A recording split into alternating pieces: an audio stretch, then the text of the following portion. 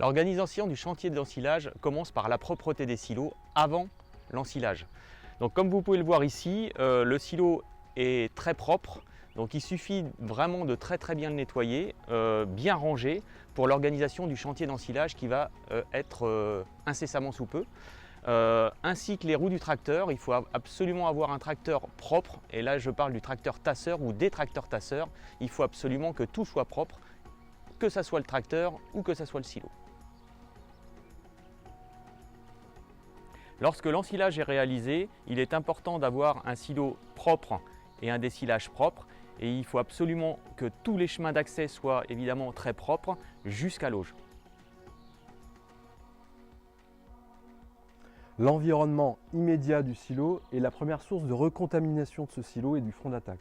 Donc il est important de ne rien laisser se dégrader sur les bords et d'évacuer à mesure ce que ne vont pas distribuer aux animaux.